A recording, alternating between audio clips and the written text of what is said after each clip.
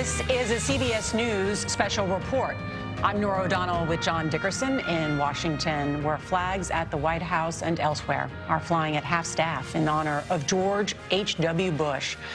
Yana Goladriga is in Houston, where the former president will soon make his final journey to the nation's capital. The 41st president died at his Houston home on Friday night. He was 94 years old. The family is gathering at George H. Lewis and Sons Funeral Home in Houston. This morning, Mr. Bush's casket will be brought from the funeral home to Ellington Field Joint Reserve Base in southeast Houston. One of the planes used as Air Force One is waiting to bring Mr. Bush's casket to Washington, where he will lie in state at the U.S. Capitol. Americans are invited to pay their respects there starting tonight. And you hear the church bell ringing behind me on the hour. The president's service dog, Sully, well, he said goodbye last night. Jim McGrath, the Bush family spokesman, tweeted this photo with the caption, "Mission complete." And yes, it is. This morning, he revealed the necktie that socks Mr. Bush will wear, and the socks that he's going to be wearing to the grave. McGrath calls the socks a tribute to the former Navy pilot's lifetime of service. We spoke yesterday with the man who's been a spiritual guide in Mr. Bush's life for the past decade. He was actually in the room during the final hours for both the president and his wife, Barbara, who died in April. He told us the president's final moments were like something that anyone would have wanted, surrounded by loving family and friends, ready to leave this world for the next. I see history as a book with many pages. Today, another page in the history book turns. And each day, we fill a page with acts of hopefulness and meaning. As the nation honors one of the country's most devoted public servants. This is America. He built a life around the theme of his most famous speech. A brilliant diversity, spread like stars, like 1,000 points of light in a broad and peaceful sky. And shown as a young Navy pilot in World War II, serving decades in government, from CIA director to vice president to the nation's highest office. So help me God. Less than a year into his term, the Berlin Wall fell. And a decisive victory for the U.S. military in the Gulf War led to high approval ratings. But he was criticized for not removing Saddam Hussein from power, while some point to a broken campaign promise. Read my lips. No new taxes. As one of the reasons he was a one-term president. And this man whom I'd always liked and respected and then run against in a painful campaign in some ways, I literally came to love. Most of all, George Herbert Walker Bush cherished family. After both Jeb and George were elected governor on the same day, I was flying home to Houston from Florida, and I said to Barbara, "This is the happiest day in my life." And she said, "What about the day we're married?" I said, "That was a nice day, too." President and Mrs. Bush had an unshakable bond, even after her death. And in his last moments, close friend and former Secretary of State James Baker said the president spoke his final words in a phone conversation. The very last words he spoke were spoken to George W. Bush, President Bush 43, who had told him how much he loved him and that he would see him on the other side. And 41 said, "I love you too." And this was a family that really did love each other. Right now, we are waiting for members of the Bush family who will accompany the former president's casket to Ellington Field Joint Reserve Base. Omar Villafranca is outside George H. Lewis and Sons Funeral Home here in Houston, which is handling arrangements for the Bush family. Omar, good morning. Good morning, Bianna. We're expecting members of the Bush family to arrive here at the funeral home shortly. It'll be a very choreographed dance here that goes on. The family will arrive, then they will load up into the motorcade, and then they will start the 26-mile trek to Ellington Field. Now, In my line of sight right now, there's more than a dozen, obviously, officers here on motorcycles who are ready to take the motorcade to Ellington. It'll take them roughly 45 minutes. This is the 4th largest city in the country. There will be traffic, but that motorcade will help them cut through there. Once they get to Ellington Field, there's going to be roughly 350 dignitaries, members of the Houston City Council, commissioners, and other people and luminaries from the city of Houston ready there to see the president off. Now, of course, as he loads onto the airplane that was sometimes used as Air Force One, they will head to Andrews Air Force Base in Washington, D.C. And as you mentioned, a lot of people are talking about it. Sully the dog, as well as members of the Bush family, will be there on that trip as they head to Washington, D.C. Then there'll be another ceremony at 3:30 Eastern time this afternoon to honor the late president. He will then be taken to the U.S. Capitol, where his body will lie in state. The Capitol will be open around the clock to allow the public to pay its respects. Now, Mr. Bush will stay at the Capitol until Wednesday. There will be a memorial service at the National Cathedral. Then he'll depart to Washington, return to Houston for a private ceremony, and then, of course, he will be taking a train to College Station, where he will be laid to rest at his library. Bianna? Omar, thank you. And Nora and John, anecdotally, I've spoken to a few of my fellow Houstonians here who've already said they're going to line up outside and they're going to be saluting their commander-in-chief and their neighbor as well. So many in the city love him. Oh, so many people do. Bianna, thank you. And the former president is due to arrive in Washington in about 5 hours from now and will be brought to the U.S. Capitol, where he served as a congressman in the late 60s and as vice president in the 80s. Nancy Cordes is there on Capitol Hill. Nancy, good morning. Good morning. The casket will arrive here later today, Nora, on the east front of the Capitol behind me, and then it will be taken out of the hearse by a military honor guard, which will then carry the casket up the steps of the Capitol behind me and into the Capitol Rotunda. George H.W. Bush will be just the 11th president to lie in state in the Rotunda of the U.S. Capitol. The last was Gerald Ford back in 2007. We will be able to witness a brief bipartisan ceremony saying goodbye, and then the doors will be open to the public. They'll be lining up this afternoon. Members of the public will be able to walk through, pay their respects, say goodbye all night long, and the casket of George H.W. Bush will continue to lie in state in the Rotunda until Wednesday morning, when it is brought to the National Cathedral for the funeral. Thank you, Nancy. Nancy, thank you. CBS News Chief White House Correspondent Major Garrett is here, along with CBS News contributor and former Chief Washington Correspondent Bob Schieffer. And USA Today's Washington Bureau Chief Susan Page is also with us. Good morning to all of you. Good morning. It seems to me, Bob, we have three people. We have George Bush the father, George Bush the politician, and George Bush the president. I want to start with this. He was a lifelong public servant. That's not so much in favor in Washington these days. Talk about the career of George Bush before he ever became president. Well, he did it all. I mean, you know, he's the last of our World War II presidents. He was one of the shapers of the world order after World War II, and he was at the United Nations. He was later the head of the CIA. Then he went on to be our first envoy to China. He punched he got his ticket punched a lot of different ways, and he clearly learned from that experience. He represented mainstream Republican thought at that particular time. He was a mainstream Republican as we knew the Republican Party in those days. He was an internationalist. He had a great respect for alliances. He believed that the United States always did better when it worked with allies who shared our values. And it worked for him, and it worked for the country.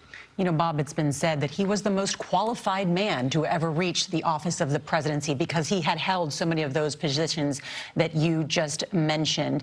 and that he may have been one of the most consequential because he was president at the time of the Cold War.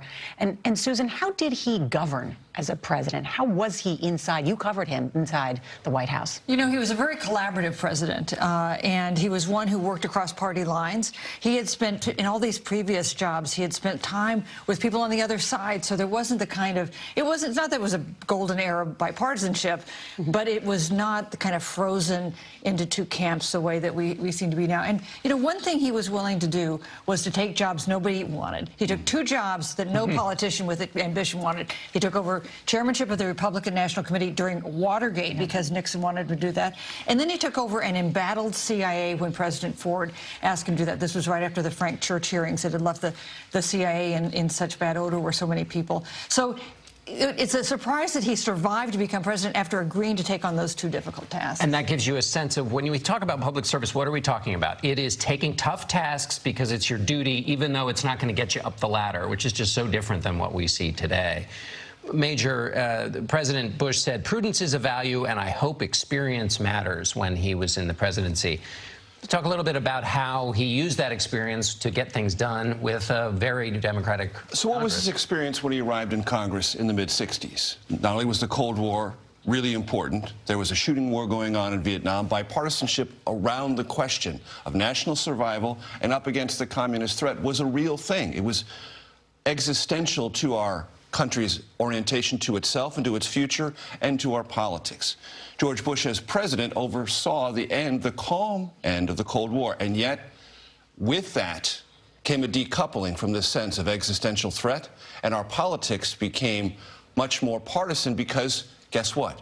You could be partisan without the risks associated with the Cold War. One of the reasons we were bound closer together during the Cold War is because of this external threat. The threat was removed, and our politics became a little bit more partisan because we could indulge that partisanship. And some of those strains first showed up against H.W. Bush when he was president, not in the Democratic Party, in his own party.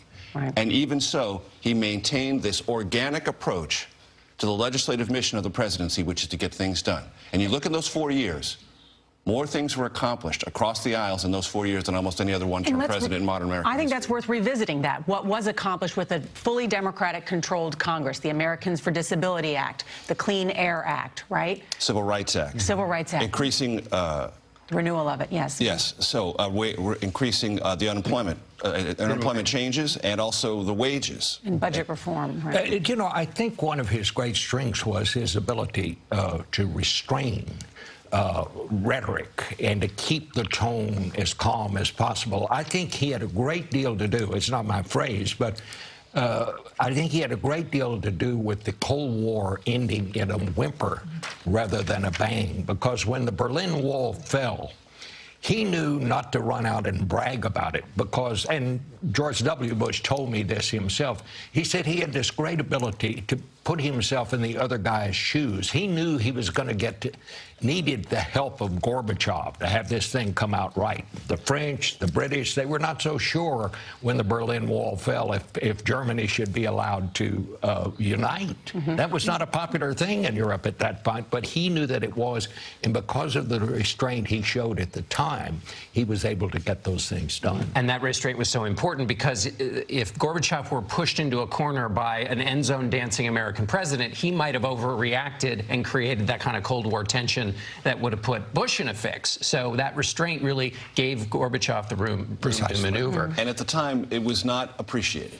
Absolutely. Within the Republican Party, there was certainly a sense that President Bush did not know how to rhetorically explain this moment to the country, that there wasn't this celebration. There wasn't this moment of American triumphalism that we all deserved and we'd spent 60 years trying to accomplish, and that he wasn't fit for the moment. His orientation was, I'll take that criticism for the longer-term gains of stability. And both Democratic leaders in Congress were hitting him on it, too, so he was getting it from the left and the right. Susan, in his diary, in John Meacham's book about George Bush, he wrote that they, meaning the extremists in his party, will destroy the party. This was his feeling about the... give us your sense of you know, Newt Gingrich and his rise happening within the Bush presidency. Well, it was really the rise of a new right in the Republican Party. It meant today there is no no remnant of the New England, moderate New England republicanism that his father, Prescott Bush, represented as senator from Connecticut. It was a time of real change in the Republican Party and the Democratic Party, in part, as Major was saying. You know, President Bush was, in a way, a victim of his own success. He helped negotiate the peaceful end of the Cold War. And then Americans said, OK, great, we've defeated the Soviet Union. What about us? And he never seemed to be able to make that pivot after the end of the first Persian Gulf War to people's concerns about problems they had at home with getting a job and getting a raise and sending their kids to a good college. It wasn't where his heart was. His heart was really in those big foreign policy challenges. Americans since that, and Bill Clinton came along, very much tuned into people's anxieties about their own lives. But, you know, you're talking about putting public service before politics. I mean, that's how he got himself beat when he ran for re-election. I covered that campaign in '88. Every 5 minutes he would say, read my lips, no new taxes. And then when the deficit blew completely out of control, he recognized that he had to do something about it. He had to go back on that promise. And he did raise taxes, and it worked. It got the economy back operating again. But it also cost him the election because a lot of people on the right simply never forgave him. He had, and as George W. Bush had told me too, it was the fracturing of the Republican base, that pledge and the breaking of that promise fractured the Republican Party, that some say led us to where we are today with a presidency led by President Donald Trump. I want to touch base with Paula Reed. She is at the White House. Paula, good morning. What have we heard from the president and how he will be involved in these funeral services? Nora, here at the White House, the flag continues to fly at half-staff, and over the past few days, President Trump has said nothing but kind words for former President Bush. He has praised his sound judgment, common sense, and what he described as unflappable leadership. And this may come as a surprise to many people because historically, President Trump has had quite a combative relationship with the Bush family, with the two sides publicly trading insults. President Trump has criticized President George W. Bush's war in Iraq as a disaster on many occasions. He even mocked Senior Bush's 1,000 points of light philosophy on volunteerism. And of course, used to refer to Jeb Bush as low-energy Jeb in the 2016 Republican primary. Not surprisingly, President Trump is not widely liked within the Bush family. Senior Bush told people he didn't like him. He believed that he was a blowhard. George W. Bush has criticized his nativism that Donald Trump promotes. And even Barbara Bush, of course, famously told you she wasn't sure why people would even vote for him. So it may come as somewhat of a surprise that he will participate in this week's funeral festivities, but he is being included mostly because both sides have an incentive to declare a truce here and not make this week about President Trump. For President Trump, the former President Bush draws a sharp contrast. I mean, he was a war hero. He served in Congress, the State Department, the CIA. He was born into this political family and really treasured a lot of the norms in Washington that the president criticizes on a daily basis. So it appears that former President Bush wanted Trump included in these events so that he would not become the center of attention. And it's fair to say that as we see President Bush alongside the other members of this small fraternity of former presidents, it may even highlight just how isolated he is from his predecessors. All right, Paula Reed at the White House, and we are awaiting what will be the first pictures of the Bush family, who in Houston are gathering at the funeral home and will travel together on what is traditionally Air Force One, but when it doesn't have the current president of the United States, it is given a new name, and it's called Special Air Mission 41 to represent the 41st president indeed. Let's talk a little bit about it, because I think that idea about where the Republican Party is today is so different than when either former President George H.W. Bush or his son led the Republican Party. Do we know, did former President Bush even vote for Donald Trump? He voted for Hillary Clinton. Yeah. And his wife wrote in Jeb Bush's name. And that probably was the first time he's never voted for a Republican. That's the first time either of them had ever not voted for the Republican. And George W. Did not vote for Trump, but did not reveal who he did vote for, if memory serves. But now George P. Bush, for the next generation of Bushes, you talk about a new Republican Party, George P. Bush is much more in tune with the current Republican Party. He supported Trump. He led, in fact, the Texas Victory Committee that helped President Trump as a nominee in 2016. He did a fundraiser with, they scheduled a fundraiser with Donald Trump Jr. That may have gotten canceled, but it was scheduled. They have some kind of relationship.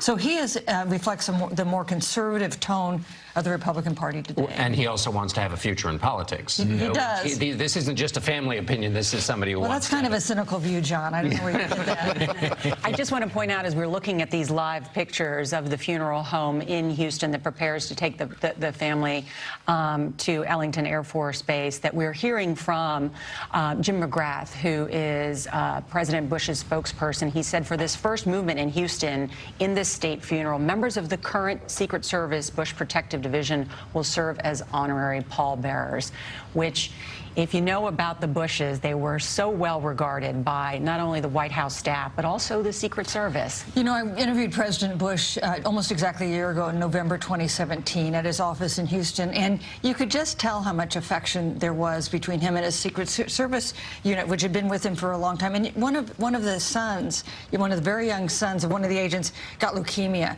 lost all his hair because of the treatment. So all the agents shaved their heads for solidarity with this little boy, and George Bush did too.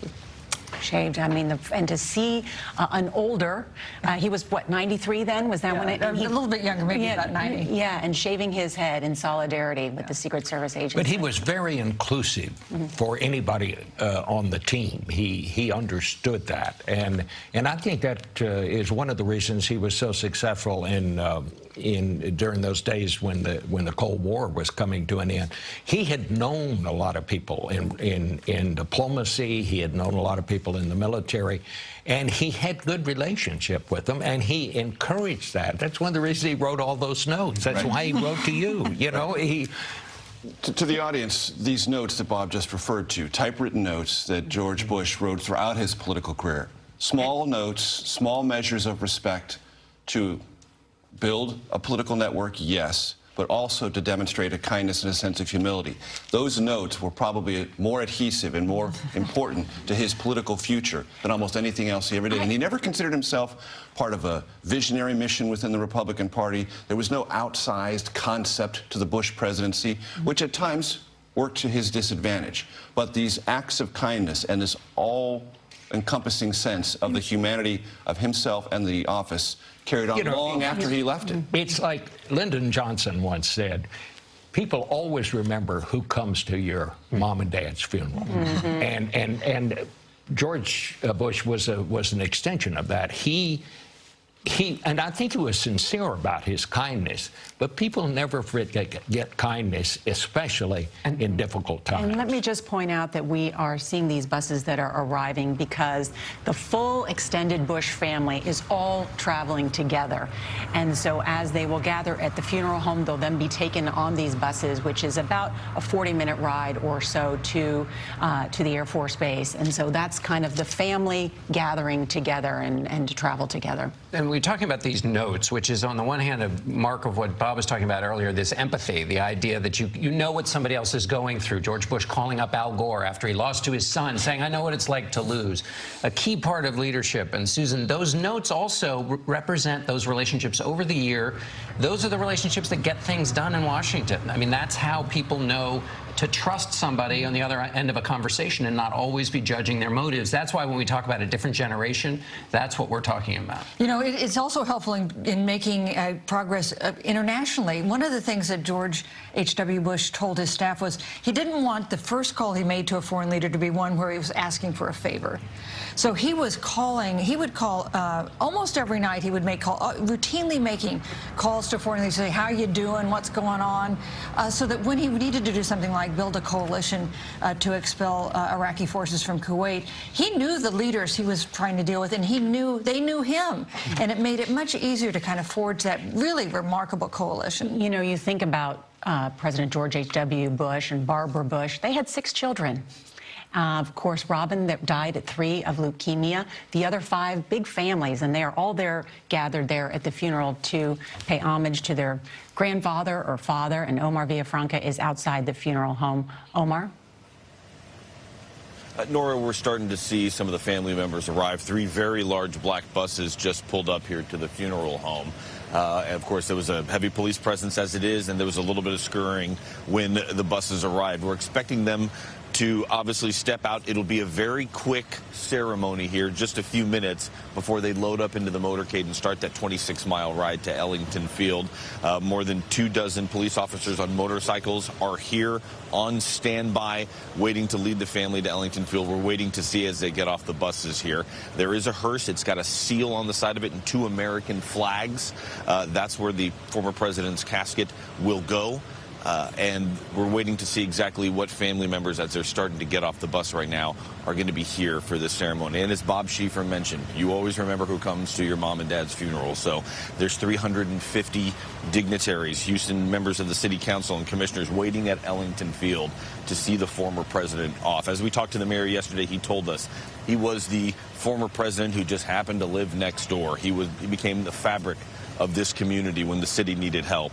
And now members of the Bush family are getting off that bus there to go inside and get ready for the motorcade procedure. I see Pierce Bush, the grandson and son of Neil Bush, one of the presidents. Yes. The dog, of course, has arrived, and that was really part of honoring and helping the veterans as well. But Susan, you know Ellington Field.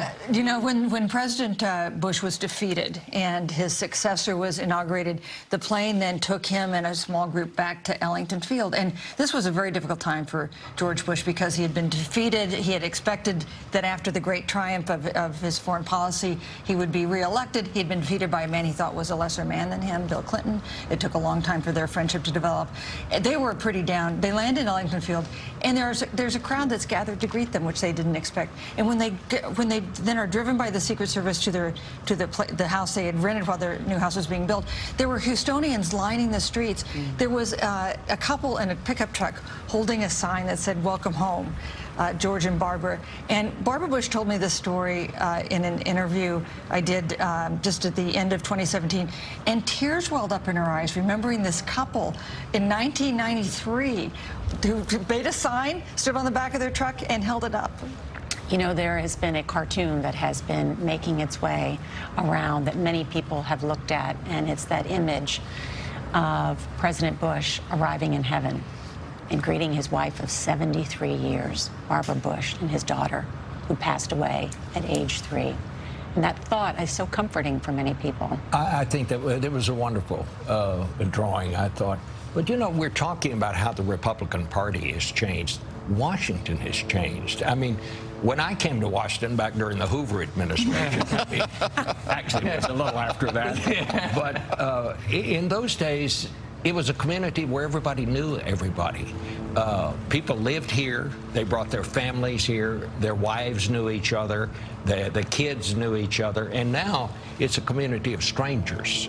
They come to Washington. They don't move their families here. They live here they're in town for 2 or possibly 3 days and then back to the home district to raise money. And it has changed Washington for the worst. I know I sound like an old guy when I say that, but it has changed dramatically. Well, I was talking to a Republican senator recently who was saying just that thing, which is, I don't really know my colleagues because we operate in silos. Even when we're here physically together, we've all got individual agendas. And the reason, again, that this is important is it's not just that people don't go to cocktail parties and don't get to hang out and have nice chats. It's that this is the social lubrication that allows things to get done. Right, but the changes that Bob talked about in part reflect the changes in our country. Congress now is also much more ethnically diverse. It is more diverse by gender. Back in the 60s and 70s and 80s, it was a white men's club, predominantly. And there was a sort of general sense of American experience among these white men. And I'm not saying it was bad or inferior. I'm just saying it's dramatically different now. Who's in Congress? What does Congress look like? And the partisan shells or silos are much more harder and reinforced now than they were then. And that is the big difference. But to point about Bob was making about the Republican Party, look, I spent a lot of time covering the rise of Newt Gingrich as a congressional reporter. Newt Gingrich were here, he would say, look, 40 years of Democratic rule in the House had to end. And the only way to end it was to be confrontational. That was not George H.W. Bush's way, but it was my way. And once we confronted Democrats, then we won our majority, and we were able to achieve things that Republicans had long sought to achieve. And that was the only way to get there. The Bush way wasn't the only way. And the new Republican Party had a choice. And the new Republican Party took Newt Gingrich's confrontational choice more than H.W.'s.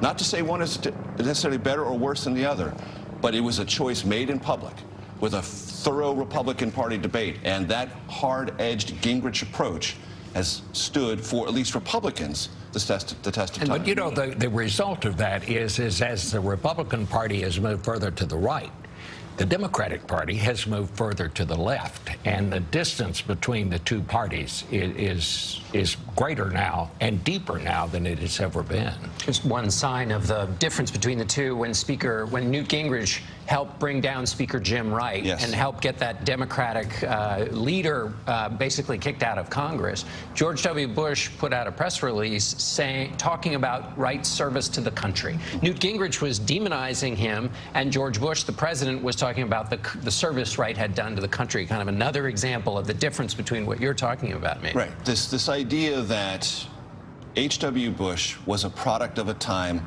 of minority Republican orientations to power. You had to ask Democrats to get what you wanted. Newt Gingrich said, no, we have got to flip that script, put Republicans in charge, put the Republican agenda first, and have Democrats come to us, and we'll cut our deals with them on our terms, not theirs. And that was a seminal moment for the Republican Party. It's a seminal moment for the H.W. Bush presidency, and it has cast a shadow that brings us, in some respects, not all, to the Trump presidency we have now. And we are about to begin the departure ceremony as we lay to rest the last president of the greatest generation, President George H.W. Bush. His family gathering in Houston there together at the George H. Lewis Sons Funeral Home. And we're told that when the coffin exits the funeral home, there will be a member of each branch of the military lining the path for the coffin to go to the salute. The pallbearers, members of the Secret Service who have guarded this president and kept him safe for many years, as well as many members of his family. And as those who've worked in the White House can tell you, they become like family as well because you spend so much time with them. You always have them by your side. It's hard to get any alone time because you're being guarded. So there is a special bond that exists between those special members of law enforcement and Secret Service that develop a bond with the family. They know a lot of stuff, too. They know the secrets. Yeah. Not to put too fine a point on it. Yes, exactly. Yes, you got to keep them close. That's right. And we should note that Bianna Golodriga has been leading our coverage from down in Houston. Bianna? Yeah, Nora, one family member who was not at the funeral home, we've just been told, and will be meeting the body and the rest of the family at Ellington Field is former President George W. Bush. He and Laura Bush will be meeting and reuniting with the family there to get on that 747 to fly to the nation's capital. I want to go back to what Susan was mentioning, the significance of the city of Houston to the former president and the first family. This city was family for them, and the president not only felt like he left the country down when he lost re-election in '92, but he felt that he left the city down. And of course, that was not the case. They moved to this city as a young family in 1959. George Bush was, in fact, the first Republican congressman to represent the city of Houston. And along the way, all of those years, they participated in the Houston Marathon. They participated in going to the rodeo. That was one of their favorite outings. And he really helped put Houston on the map. If you think back to his death falling upon the G20, back in 1990, he brought the G7. It was much smaller then, but he brought the G7 here to the city of Houston to really make it an international city and shine some light on the city that he called home, his adopted hometown. They lived just a few blocks away from here, and they came to church every weekend here at St. Martin's Episcopal Church. I sat down with their reverend, and he was talking to me about how important it was for them to come here every week, and they have a congregation of 9,500, and how important that sermon yesterday, Sunday morning, was for this congregation. One would imagine that the whole sermon would be comprised about talking about the president, but of course not when it comes to this president, who did not like the word I. It was not about him. Reverend opened up, the Reverend Levinson opened up by saying, let's all take a deep breath and let's acknowledge the remarkable life of the man, the president, number 41, and the remarkable life that he led. And with that, I want to turn to Jan Crawford, because he really didn't like making it about himself. It's a lesson his mother taught him. That's exactly right. And I think when we think about how his legacy will be defined and how historians will debate it for generations, it's important to keep in mind that he is really the professional and the personal and that common theme of public service and integrity and dignity. But one thing I find so striking when we're having this conversation, and then, Jan, let me just interrupt you, because as we see, the family is coming out of the funeral home now, so let's go back to that. But I want to go back to Washington as we look at these family members. There's his son Neil, who lived just next door to him here in Houston. He was there the moment his mother passed away. He was there the moment his father passed away. The grandchildren are there as well. This is something, John and Nora, that this country, this family had been prepared for, but it's never easy when that moment does come. This is a president who's had many scares in the past and has fought through them. This is one, obviously, that he was not able to fight through, as we wait other family members and other children walking out. Yana, let's pause for a moment now as we see the casket being carried into the hearse.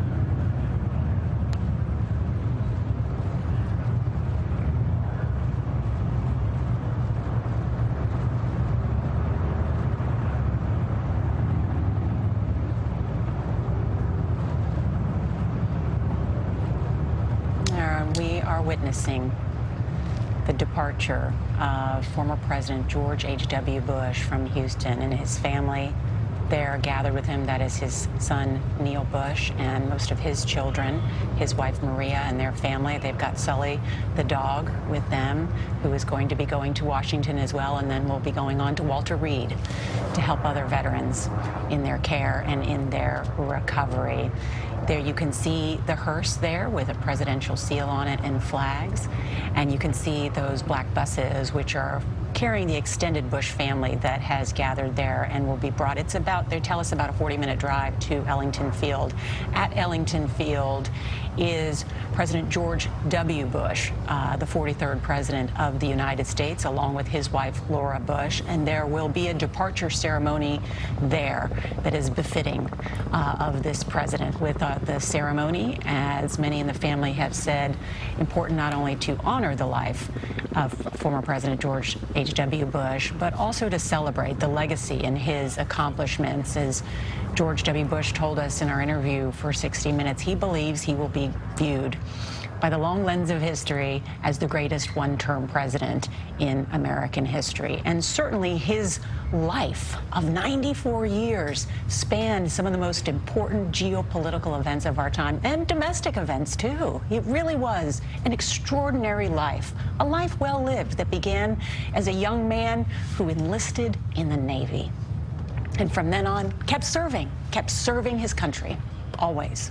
So this concept of career politician is downgraded, if not disdained, in American politics now.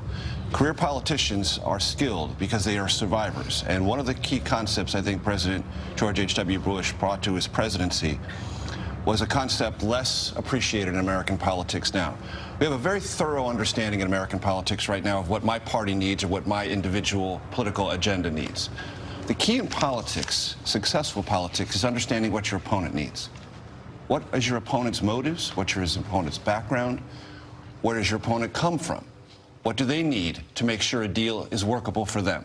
Understanding more than yourself, understanding what your opponent's strengths, weaknesses, vulnerabilities, and motives are.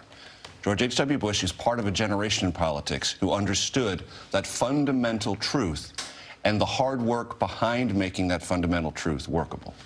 You know, you said that he may be seen as the most consequential one-term president we've had, and it's a kind of a object lesson for journalists to not assume you know everything in the moment. That is not a judgment I think people would have made at the time he was defeated for re-election, was heading back to Houston. He seems more consequential as more time goes on. His decision on Iraq not to push forward to Baghdad, which was criticized at the time by many, now looks like a very wise thing to do. The way he handled the end of the Cold War and the negotiations with a disintegrating Soviet Union now looks so important. It was so crucial to not having violence or warfare at the end of the Cold War. So he looks bigger as time goes on. I think that happens to presidents. Some of them look better as time goes on. Some of them look smaller as time goes. They turn out to be less consequential than we thought in the moment. Bianna Golodriga is in Houston. Bianna? And I will tell you, Nora, those people who live on the streets, that are lucky enough to live on the streets where this motorcade is going to be passing through, are going to be coming outside. It's a beautiful day today, but they would have come outside in the rain, snow, no matter what weather, to say goodbye and to salute their commander-in-chief and their next-door neighbor. He really was the man next door. He went to the basketball games here for the Houston Rockets. He loved, oh man, did he love the Houston Astros. You'd see him at both the Oilers game, and obviously when the Oilers became the Texans, he was there as well. He was really someone who was one of the city's best cheerleaders.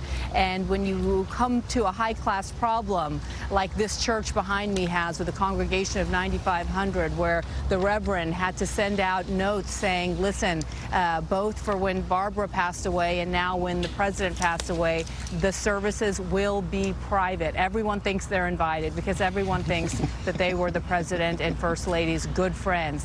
That's how close they were with the neighbors and with the community here. And Jan, this goes back to the conversation we were having about the president not wanting to talk about himself. It was all about service and giving and caring about others. And we can see his legacy when you see his family coming in, the grandchildren and great-grandchildren, and their devotion to public service. But I think when we think about President Bush and that legacy, it's almost impossible to overstate his impact on something that we haven't even mentioned yet, and that's the United States Supreme Court. That in many ways could be his most lasting legacy, because for all of the discussions about that he was an establishment politician, he was someone who could kind of bring both sides together to create consensus and get things done. He is responsible for putting on the Supreme Court the most conservative justice, a conservative icon, Justice Clarence Thomas, who is beloved by conservatives. Now, he got another nomination, obviously Justice Souter, who became a liberal and a disappointment to conservatives. But that affected the Supreme Court, too, because subsequent presidents, Republican presidents, vowed never to put a David Souter on the court, and they did their homework more. And so as a result, their nominations were more conservative. George H.W. Bush really did start to turn the court in a more conservative direction, and that's where we see it today. And when we heard of the name Anita Hill came into the picture, and knowing that this nomination was in jeopardy and the controversy that would ensue, many other presidents could have said, listen, let's find another nominee. This is not worth fighting for. He stood by Clarence Thomas, and he fought for that nomination. He always believed in Clarence Thomas, as did many American people at a divisive time. He wanted to nominate Clarence Thomas earlier and decided that he would first put David Souter on the court to replace Justice Brennan. Justice Thomas, of course, replacing that liberal icon, Thurgood Marshall, and becoming a conservative icon in his own right. He is an intellectual heavyweight on that court.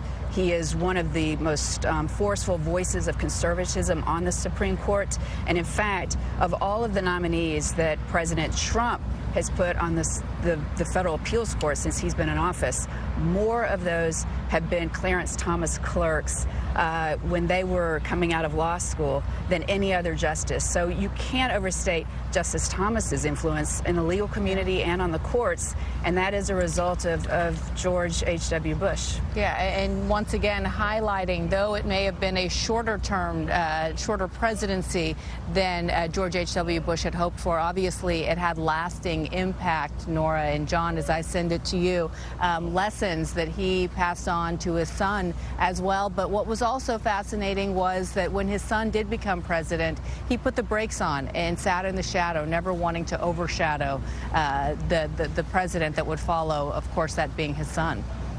Mm-hmm. Yeah, Major, you were reacting to that as well. Just building off Jan's point about the Supreme Court, when Donald Trump was a candidate in 2016 in March, I recount this in my book, Mr. Trump's Wild Ride, he has a meeting about putting together a list of Supreme Court nominees if he becomes the Republican nominee. And the first thing he says in that conversation with a guy named Leonard Leo, who leads the Federalist Society, spent 30 years trying to get conservative jurists on the court, I don't want a suitor. That's Trump saying that. And that's when this leader of this conservative movement on remaking the federal judiciary says Trump's got something going. That list that Donald Trump, the candidate, puts together has 2 lifetimes in the general election campaign and is crucial to many Republicans who are otherwise uncertain about whether they could live with Donald Trump or would even support him. But the future of the Supreme Court and his orientation to it, and this idea of being serious about grooming and selecting conservatives to be on the court, is probably as important to anything within the Republican Party to Trump winning that election as anything else. All right, Major, Susan, Bob, thank you. And we will be back for another CBS News special report for the military send-off at Ellington Field Joint Reserve Base as we pay homage to the last president of the greatest generation. Coverage will continue throughout the day on your local news, on the CBS station, and our 24-hour streaming network, CBSN. You can watch it at cbsnews.com. Many of you will return now to CBS This Morning on the West Coast, and this has been a CBS News special report with Bianna Golodriga in Houston and John Dickerson. I'm Nora O'Donnell, CBS News, Washington.